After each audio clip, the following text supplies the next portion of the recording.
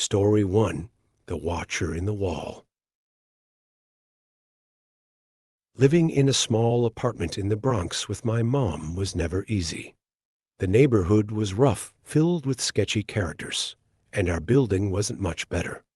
We lived on the 7th floor, second to last apartment at the end of a dimly lit hallway. The last apartment belonged to an old man, probably in his 60s, who always sat outside his door, perched on the windowsill like some kind of sentinel. He was a thin, balding man with what little hair he had left turned gray. His face was perpetually blank, his eyes dark and unreadable. Every time I walked past him, he would stare at me with that same expressionless gaze. It didn't matter if I was alone or with my mom. His eyes would follow me until I was safely inside our apartment. My mom always told me to stay away from him, to ignore him, but it wasn't that easy. There was something unsettling about the way he watched me, something that made my skin crawl. One evening, my mom was scheduled to work the night shift, leaving me home alone. I was 16 at the time, so staying home by myself was new to me, but it was never something I enjoyed. I came home that night around p.m., and as usual, the old man was sitting on his windowsill. But this time, instead of just staring, he spoke. "Hi," he said, his voice low and gruff. I froze. How did he know my name? I had never spoken to him before, never even acknowledged his presence. My mom had never mentioned him knowing our names either. I managed a stiff nod, trying to hide my discomfort, and quickly unlocked the door to our apartment. "Your mom working tonight?" he asked, his voice cutting through the silence like a knife. Without thinking, I stupidly nodded yes. The moment I realized what I had done, a wave of regret washed over me. I quickly slipped inside and shut the door behind me, locking it tightly. My heart was pounding in my chest, and I tried to shake off the uneasy feeling that his words had left behind. I busied myself with small tasks, eating a snack, folding laundry, anything to keep my mind off the creepy neighbor. But no matter what I did, I couldn't shake the feeling that something was wrong. I decided to take a shower, hoping the warm water would help me relax. As I stood under the stream of water, I heard a strange noise like a faint grumbling, almost like someone was mumbling under their breath. I froze, straining to hear it over the sound of the shower. The noise seemed to be coming from somewhere inside the apartment, but I couldn't pinpoint exactly where. My heart started to race as I quickly finished up and got out of the shower, wrapping a towel around myself. I hesitated for a moment before opening the bathroom door, afraid of what I might find. The apartment was quiet again, but that only made the atmosphere more oppressive. I walked to my bedroom, trying to convince myself that it was nothing, just the pipes or some other mundane explanation. But as soon as I entered my room, I noticed something that made my blood run cold. There, on the wall opposite my bed, was a tiny hole no bigger than a pinprick, but just large enough to see through. I hadn't noticed it before, and the thought that it might have always been there without my knowledge made my skin crawl. Curiosity got the better of me, and I crouched down to peer through the hole. What I saw on the other side made me stumble backward in horror. There was an eye, a human eye, staring back at me through the hole.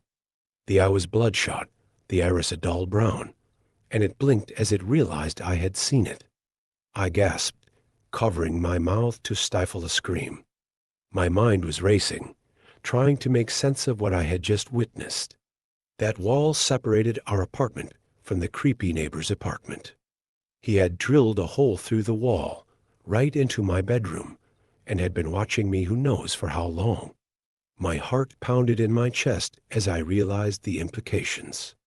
Every time I had been in my room, every time I had changed clothes, every time I had done anything, he could have been watching. I quickly backed away from the wall, my skin crawling with the realization. I grabbed my phone and dialed my mom's number, my hands shaking as I held the phone to my ear. But before she could answer, I heard a loud knock on the apartment door. My heart nearly stopped. It was him. Open the door, he called out, his voice muffled through the door. I didn't mean to scare you. Just open the door. I froze in terror. He knew that I knew. And now he was standing right outside, trying to get in. My mind raced as I tried to think of what to do. I knew I couldn't confront him. I was too scared, and he was too close. Go away. I finally shouted, trying to keep my voice from trembling. I'm calling the police. There was a long pause, and then the knocking stopped. I stood there, frozen, my ear pressed against the door, trying to hear if he was still there. After what felt like an eternity, I heard his footsteps retreating down the hallway. I didn't waste a second. I immediately called the police, and then my mom, telling her everything. The police arrived within minutes, and my mom got home shortly after. I told them about the holes in the walls, and they inspected the apartment. Sure enough, they found several more tiny holes, not just in my room, but in the bathroom as well. The neighbor had been spying on us for who knows how long. The police arrested him that night. He was charged with stalking, invasion of privacy, and criminal mischief. The apartment building also evicted him and had the holes patched up at his expense. But even after he was gone, the damage was done. I never felt safe in that apartment again, knowing that for so long, someone had been watching me without my knowledge. To this day, I still get chills thinking about it. That small hole in the wall, the eye staring back at me, it's something I'll never be able to forget. And every time I'm alone, I can't help but wonder if there's someone watching, someone hidden just out of sight.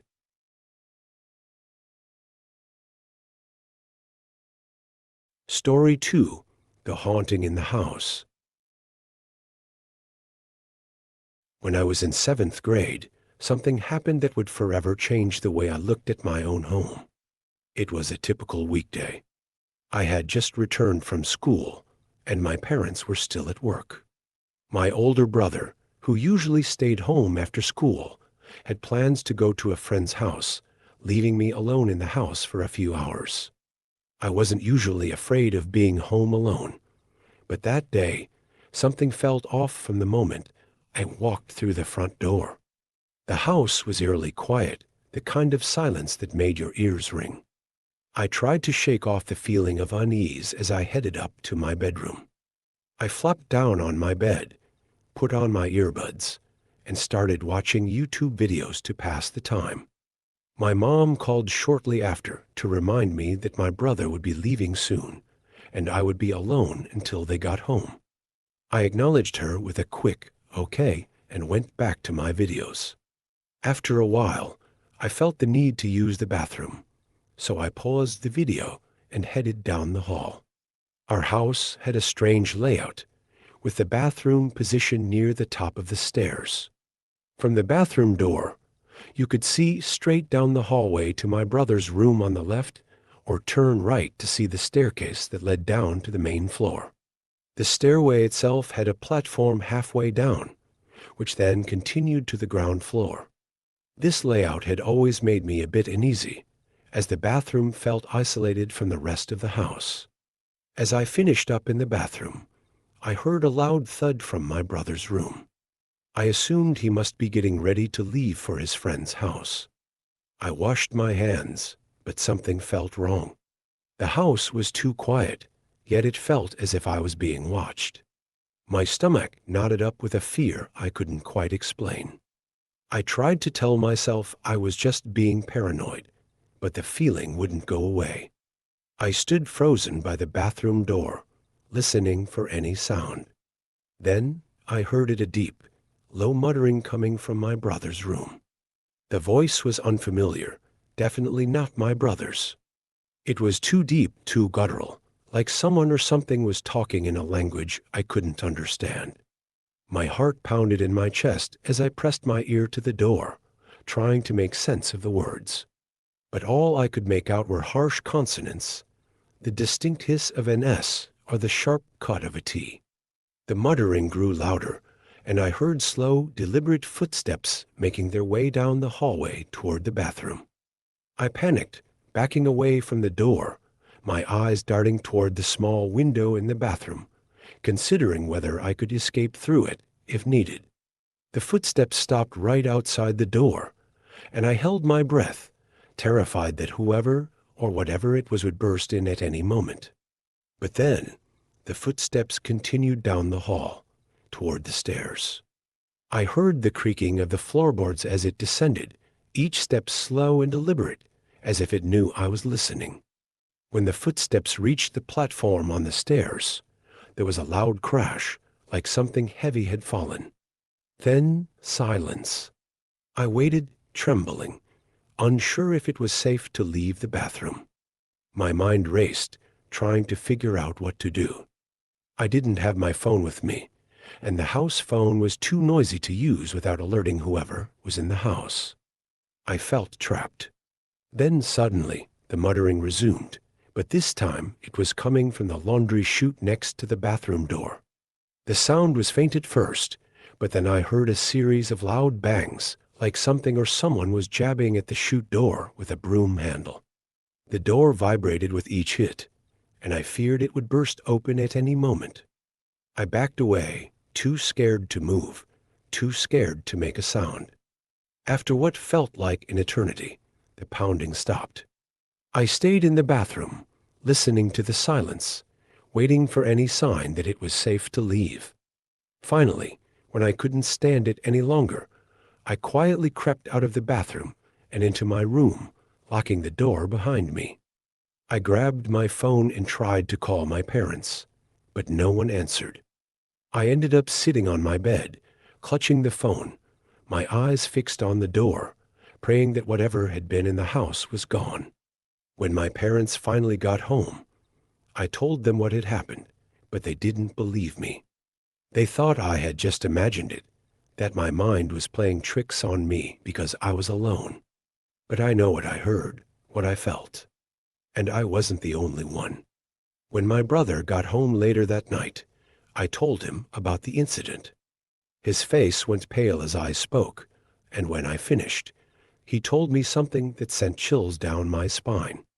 He said that he had heard strange noises coming from the attic above his room, noises he couldn't explain. But he had never told anyone because he didn't want to scare me. To this day, I don't know who or what was in our house that afternoon. But I do know one thing. I'll never forget the sound of those footsteps, or the feeling of absolute terror as they approached the bathroom door.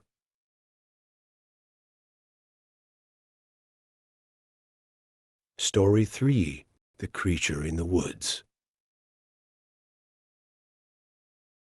Camping with friends is supposed to be a fun and relaxing getaway from the chaos of everyday life.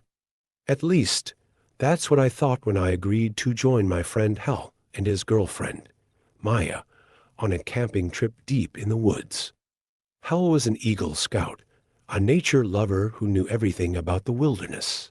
He had been camping countless times before, and he assured us that this trip would be an easy, enjoyable experience. I had never been much of an outdoors person, but I was eager to see what all the fuss was about. We drove for hours, leaving the city behind and venturing into the deep, dark woods. Hal didn't believe in using designated campsites, insisting that they took away from the real camping experience. Instead, he led us down a dirt trail off an old, nearly forgotten road. We drove further and further until the trees seemed to close in around us, their branches forming a canopy that blocked out the sun. Finally, Hal pulled the car to a stop in the middle of nowhere. The spot was so inconspicuous that I didn't even realize we were there until Hal started unloading the trunk. We had brought all the essentials: tents, sleeping bags, food, toilet paper, and a first aid kit. Hal usually packed lighter, but he had made this trip easier for Maya and me, who are less experienced. We found a suitable spot to set up camp, and Hal assigned tasks. I was in charge of setting up the two tents, a task I felt confident in handling. Maya stayed behind to help me while Hal wandered off into the woods to gather firewood. Every so often, Hal would return with an armful of dry wood, adding to the pile by our campsite. Night fell quicker than expected, and soon the only light was from the campfire that Hal had built. We sat around the fire, drinking and reminiscing about old memories. Most of the stories were from before Maya was in the picture, so eventually she grew tired of our drunken banter and retired to her tent. Hal and I stayed up a bit longer, our conversation quieter now, out of courtesy to Maya. As I sipped the last of my beer, I noticed something strange. The night had grown eerily silent, as if the forest itself was holding its breath. Hal must have sensed it too, because he suddenly hushed me, tilting his head as if listening for something. "Do you hear that?" he whispered. I strained to listen, and that's when I heard it, a soft, almost imperceptible sound of footsteps. They were slow and deliberate, moving in a circle around our campsite, just outside the glow of the firelight. My mind immediately jumped to the worst-case scenario. Is it a bear? I whispered back, my voice trembling. Hal shook his head. Bears don't come this close to a campfire. They're more afraid of us than we are of them. But he didn't sound convinced, and neither was I. The footsteps continued, growing louder with each passing second.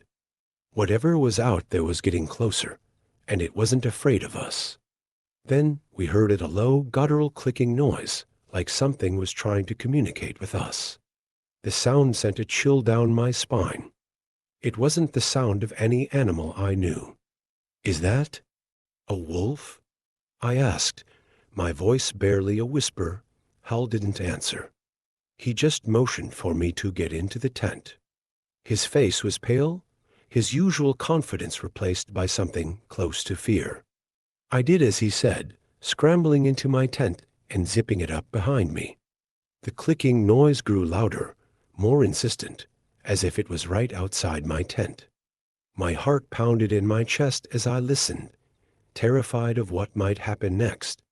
The firelight cast eerie shadows on the walls of the tent, and I had to cover my mouth to keep from screaming when I saw the outline of something large and humanoid walking past. The creature was tall, its limbs elongated, and it walked on two legs. But it wasn't human. The footsteps were heavy and deliberate, each step sending vibrations through the ground. I held my breath, hoping that whatever it was would pass by without noticing me. But then I heard a scream, Maya's scream, piercing through the night. She was in the other tent, and something was trying to get to her. The creature had found her. "Run!" I heard Hal shout, his voice filled with terror. I didn't need to be told twice. I unzipped the tent and bolted into the darkness, following the sound of Hal and Maya's footsteps. The forest was pitch black, the only light coming from the faint glow of the dying campfire behind us. We didn't have flashlights, and I could barely see where I was going, but I knew we had to keep moving. The creature was chasing us, its heavy footsteps pounding the ground behind me. I could hear its breathing, a raspy, guttural sound that sent shivers down my spine. I was in the back, the closest to it, and I could feel its presence looming over me, getting closer with every step. Somehow, by sheer luck or instinct, Hal managed to lead us back to the car. We piled in, slamming the doors shut behind us. Hal fumbled with the keys, his hands shaking, but finally the engine roared to life. He floored it, speeding down the dirt trail as fast as the car could go. But we weren't out of danger yet. The dirt road was narrow and winding, and Hal had to focus to keep us from crashing into the trees. The creature was still out there, somewhere in the darkness, and I could feel it watching us, waiting for us to make a mistake. At one point, the road came to a dead end. Hal cursed under his breath, frantically trying to turn the car around. We were trapped, surrounded by the thick, dark woods, and I could feel the creature getting closer. I urged Hal to turn off the headlights, thinking that maybe it wouldn't be able to find us in the dark. But he insisted on keeping them on, needing the light to navigate the narrow space. Finally, after what felt like an eternity, Hal got the car turned around. He slammed on the gas, and we sped down the trail, not daring to look back. We left everything behind: the tents, the supplies, everything. None of it mattered anymore. All that mattered was getting out of there alive. As we drove away, the clicking noise faded into the distance, but it never left my mind. Hal later told us that what scared him the most wasn't just the creature itself, but the fact that it seemed intelligent. It knew how to hunt, how to stalk us, and it didn't fear us or the fire. To this day, none of us know what that creature was.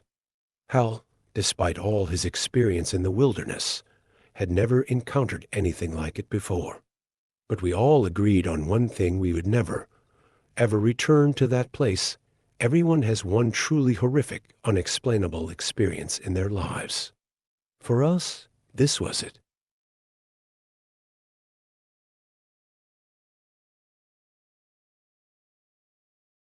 Hey there, it's Mr. Night Horror. If you enjoyed this eerie journey and want to dive deeper into the shadows with us, don't forget to subscribe and hit the notification bell. Thanks for watching, and I'll be back with more spine-chilling tales tomorrow. Stay haunted.